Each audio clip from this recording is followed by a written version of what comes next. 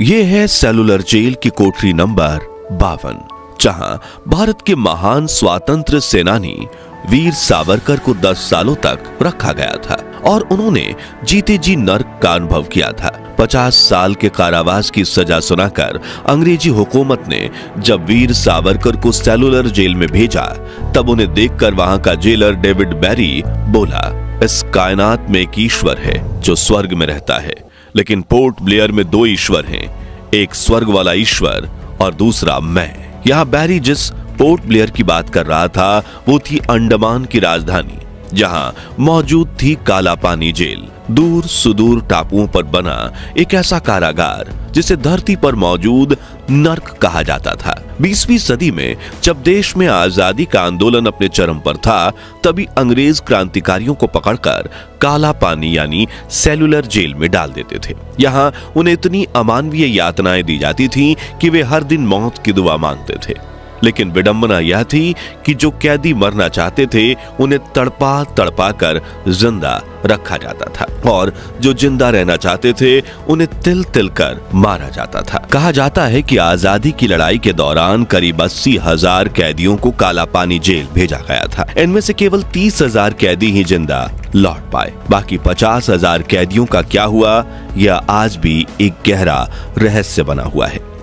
यहाँ अंग्रेजी हुकूमत द्वारा कैदियों को कठपुतली की तरह अपनी उंगलियों पर नचाया जाता।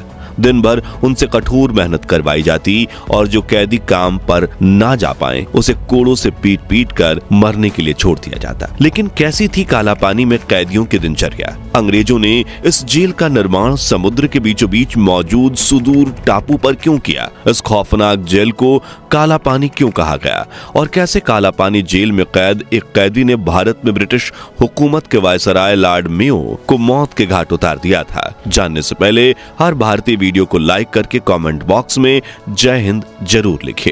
सन 1850 अंग्रेजों ने हिंदुस्तान के बड़े हिस्से को गुलामी की बेड़ियों में बांध रखा था। उस दौर में आजादी के लिए उठने वाली हर आवाज को दबा दिया जाता था और आवाज उठाने वाले को यातनाएं दी जाती थी।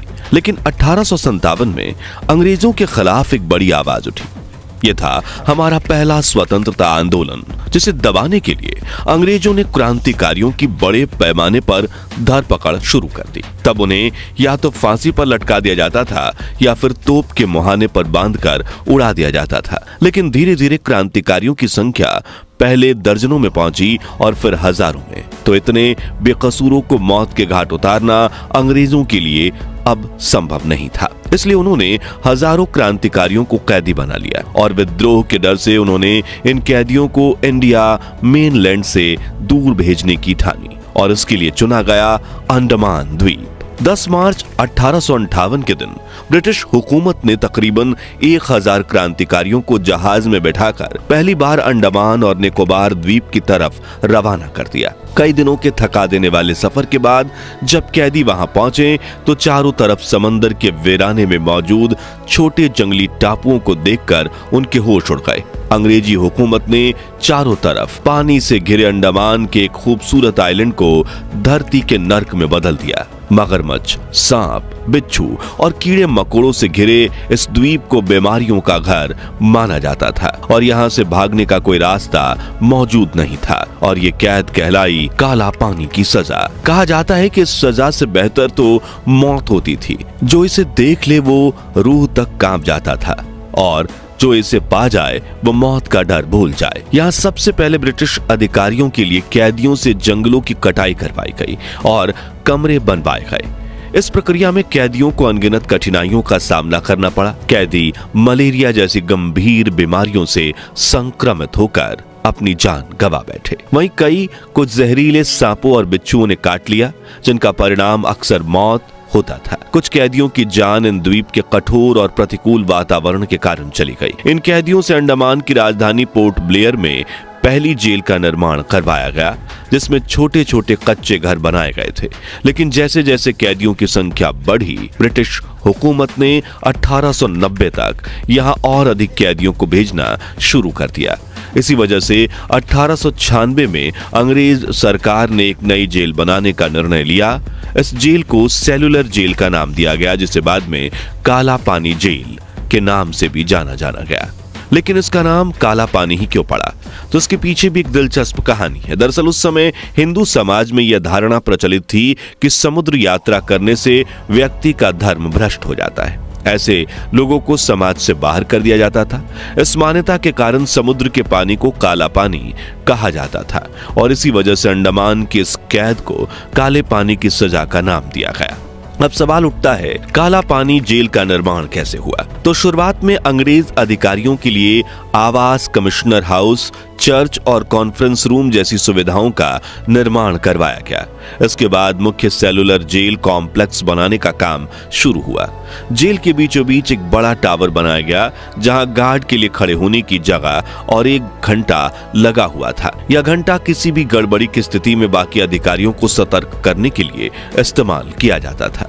इसके बाद टावर के बाहर की ओर 7 इमारतों का निर्माण हुआ जिन्हें विंग्स कहा गया। हर विंग 3 मंजिल की थी जिसमें कुल 696 सेल बनाए गए। इन्हीं सेल्स की वजह से इसे सेल्युलर जेल का नाम दिया गया। ये सेल खास तौर पर इस तरह डिजाइन किए गए थे कि कोई कैदी दूसरे से संपर्क न कर सके और किसी स्वतंत्रता आंदोलन की योजना न बना पाए। हर विंग का मुख दूसरी विंग की दीवार की तरफ था। करीब 15 गुना 9 फीट के इन सेल्स में 9 फीट की ऊंचाई पर खिड़कियां लगाई गई थी ताकि हवा और रोशनी अंदर आ सके। अब आप सोचेंगे कितनी ऊंचाई तो कैदी जेल से भाग सकते थे ना? तो इसका जवाब है नहीं, बल्कि मगरमच्छों से भरे समुद्र के बीच इस जेल की दीवार छोटी रखी जाती थी ताकि लोग बाहर निकलने की कोशिश करें और दूर दूर तक पानी देखकर वापस आ जाएं और गुलामी की बेबसी को जीते रहें। यहाँ से भाग पाना मुश्किल ही नहीं, नामुमकिन था। मगर फिर भी अगर कोई कैदी भागने की कोशिश करता तो उसे पकड़कर बाकी कैदियों के सामने इतनी सजा दी जाती कि वह मौत की भीख मांगने लगता। लेकिन अंग्रेज जेलर उसे इस तरह तड़पाते हुए जिंदा रखते थे ताकि बाकी कैदियों के जहन में डर घर कर जाए। 10 मार्च 1906 के दिन सेलुलर जेल का निर्माण पूरा हुआ और अंग्रेजों ने यहां दर्जनों क्रांतिकारियों को भेजना शुरू किया जिन पर ऐसे जुल्म ढाए गए जिनके बारे में सुनकर ही आपकी रूह कांप उठेगी। इन कैदियों को जो प्लेट खाने को दी जाती थी, सुबह टॉयलेट के वक्त भी वही इस्तेमाल होती थी क्योंकि जेल में कोई टॉयलेट नहीं था।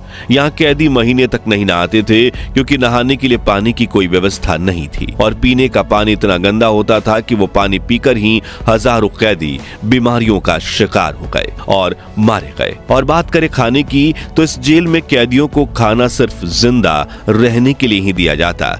उन्हें हरे रंग के पानी में तैरते हुए कुछ पत्ते और कीड़ों वाली दाल परोसी जाती। जो ना खाओ तो भूखे तड़प कर मौत हो जाए और खाओ तो बीमारी से शरीर बेहाल हो जाए। दिन में कैदियों को शरीर पर बिना कपड़ों के तेल निकालने को कहा जाता था। हर कैदी को एक बैल की तरह कोलू से 10 लीटर तेल या 20 लीटर तेल और नारियल से 4 किलो जूस निकालने का टारगेट दिया जाता था और जो कैदी इस टारगेट को पूरा नहीं कर पाता था उन्हें शाम को हथकड़ियों से बांधकर उल्टा लटका दिया जाता और उनके नंगे बदन पर कोड़े बरसाए जाते थे। अंग्रेज सिपाहियों के द्वारा उनके साथ भेड़ बकरियों से भी बदतर व्यवहार किया जाता और कैदी मुंह पर ताला लगाकर चुपचाप जुर्म सहते रहते। काला पानी जेल के एक सेल में सिर्फ एक कैदी रहता था जिसे गले पर पट्टे में उसकी सजा लिखी होती थी। यहाँ मिलने वाली मौत भी बिना किसी इंतजार के होती थी। कभी भी किसी को फांसी दे दी जाती थी तो कभी किसी को तोप के सामने रखकर उड़ा दिया जाता था। वहीं अगर कोई कैदी बीमारी का शिकार हो जाए तो उसका इलाज करवाने के बजाय उसे समंदर में तड़प कर मरने के लिए फेंक दिया जाता था। रात में सोने की बात करें तो इन छोटे छोटे कमरों में कैदियों के पास न पलंग था न रजाई। उन्हें कड़ाके की ठंड में सीधे जमीन पर सोने के लिए मजबूर किया जाता था। रात में अगर उन्हें टॉयलेट लगे तो उसी खाने वाले बर्तन में उन्हें अपना मलमूत्र त्यागना पड़ता था और ये बर्तन इतना छोटा था कि टॉयलेट बाहर फर्श पर बिखर जाता था और कैदियों को अपने मलमूत्र में सोना पड़ता था। फिर सोने में मुश्किल से 3 से 4 घंटे भी बीतते कि मुख्य टावर की घंटी गूंजने लगती। कैदियों को चाहकर भी अपनी नींद तोड़नी पड़ती और पिछले दिन से भी ज्यादा कठिन जिंदगी जीने के लिए तैयार होना पड़ता। इसी वजह से काला पानी की सजा को धरती पर मौजूद नर्क कहा जाता था, मगर जो अंग्रेज चाहते थे वह इस नर्क में भी नहीं कर पाए। काला पानी जेल में आजादी की मांग उठती रही और ऐसी जगह में भी क्रांतिकारियों का जोश और बढ़ता रहा। चलिए अब आपको वो कहानी सुनाते हैं जब काला पानी की सजा काट रहे कैदी ने ब्रिटिश हुकूमत के वायसराय को ही मौत के घाट उतार दिया था। भारत के चौथे वायसराय लॉर्ड मेयो, जिन्होंने भारत में अपना 3 वर्ष के कार्यकाल के दौरान करीब 20,000 मील का सफर तय किया था, उन्होंने वर्ष 1872 में तय किया वो बर्मा और अंडमान द्वीपों की यात्रा पर जाएंगे। अंडमान में उस समय खतरनाक कैदियों को रखा जाता था। उस वक्त वहां की कुल जनसंख्या 8,000 थी, जिसमें 7,000 कैदी, 900 महिलाएं और 200 पुलिसकर्मी थे। और इससे पहले किसी वायसराय या गवर्नर जनरल ने अंडमान का दौरा नहीं किया था। 8 फरवरी 1872 के दिन लॉर्ड मेयो अंडमान पहुंचे। जहाज से उतरते उन्हें 21 तोपों की सलामी दी गई। उसी दिन उन्होंने रॉस आइलैंड पर यूरोपीय बैरकों और कैदियों के कैंप का मुआयना किया। उन्होंने अपने दल के साथ चाथम द्वीप का भी दौरा किया। जब चाथम द्वीप पर उनके सभी कार्यक्रम समय से पहले समाप्त हो गए तो उन्होंने कहा कि अभी सूरज डूबने में 1 घंटा बाकी है, क्यों ना समय का सदुपयोग करते हुए माउंट हैरियट का नजारा लिया जाए, जहां करीब 1100 फीट की चढ़ाई करके लॉर्ड मेयो ने सूर्यास्त का नजारा देखा। और जब वो नीचे उतरे, उनके दाहिने तरफ उनके निजी सचिव मेजर ओवेन बर्न और बाएं तरफ अंडमान के चीफ कमिश्नर डोनाल्ड स्टीवर्ट थे। मेयो नौका पर चढ़ने ही वाले थे कि स्टीवर्ट गार्ड्स को निर्देश देने आगे बढ़ गए। चीफ कमिश्नर डोनाल्ड स्टीवर्ट थे। मेयो नौका पर चढ़ने ही वाले थे कि स्टीवर्ट गार्ड्स को निर्देश देने आगे बढ़े। तभी झाड़ियों में छिपे एक लंबे पठान ने मेयो के पीठ पे छुरी से वार कर दिया। उस शख्स ने मेयो के दोनों कंधों के बीच 2 बार छुरे का वार किया। मेयो के सचिव मेजर बर्न ने देखा कि एक शख्स चीते की तरह मेयो की पीठ पर सवार हो गया था। 2 सेकंड के अंदर ही हत्यारे को पकड़ लिया गया। देखते ही देखते उनकी कोट खून से लाल हो गई। उनके साथियों ने घाव पर रुमाल से दबाव डालकर खून रोकने की कोशिश की और इलाज के लिए जहाज पर ले जाने लगे।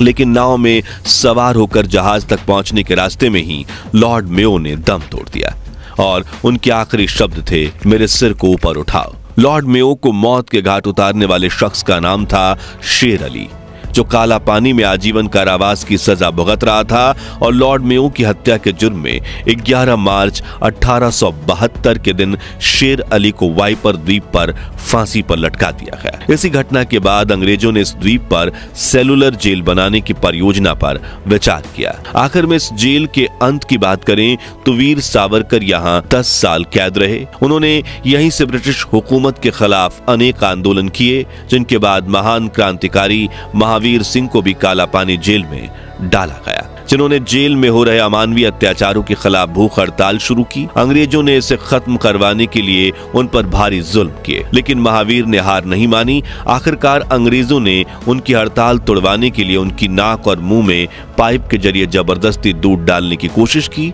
इस क्रूर प्रयास में महावीर सिंह की मौत हो गई। उनके मृत देह को अंग्रेजों ने समंदर में फेंक दिया। महावीर सिंह की शहादत की खबर जब सेलुलर जेल में फैली तो करीब 230 कैदियों ने भी भूख हड़ताल शुरू कर दी। फिर 1941 में महात्मा गांधी, रविंद्रनाथ टैगोर और अन्य प्रभावशाली नेताओं ने अंग्रेजों के इस बर्बरता से भरे काला पानी की सजा को खत्म करने की मांग उठाई और इन सभी के दबावों के चलते अंग्रेजों ने सेलुलर जेल को बंद कर दिया और यहाँ मौजूद सभी कैदियों को दूसरी जेलों में शिफ्ट कर दिया गया। लेकिन वो कहते हैं ना, जैसे को तैसा मिलता है। और जिस सेलुलर जेल को अंग्रेजों ने भारत के स्वतंत्रता संग्राम सेनानियों पर अत्याचार करने के लिए बनाया था, उसी जेल में बाद में खुद ब्रिटिश सैनिक भी कैद किए गए। दरअसल 1942 में विश्व युद्ध के दौरान जापान ने अंडमान निकोबार आइलैंड पर कब्जा कर लिया तो उन्होंने अपने दुश्मन यानी ब्रिटिश सेना के कैदियों को इसी काला पानी जेल में बंद कर दिया और जापानियों ने इसी जेल में अंग्रेजों को वैसी ही सजा दी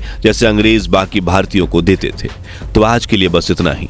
स्वतंत्रता के आंदोलन में वीर सावरकर समेत लाखों क्रांतिकारी, जिन्हें सजा के नाम पर अंग्रेजों ने काला पानी जेल में तड़पाया, उनके बलिदान की याद में कमेंट बॉक्स में जय हिंद जय भारत जरूर लिखिए। ये वीडियो पसंद आया हो तो इसे लाइक शेयर करके 11,000 लाइक्स के लक्ष्य को हासिल करने में हमारी मदद कीजिए और ऐसी ही अनकही अनसुनी कहानियों के लिए हमारे चैनल को सब्सक्राइब करके पास वाली घंटी जरूर बजा दीजिए। जय हिंद, वंदे मातरम।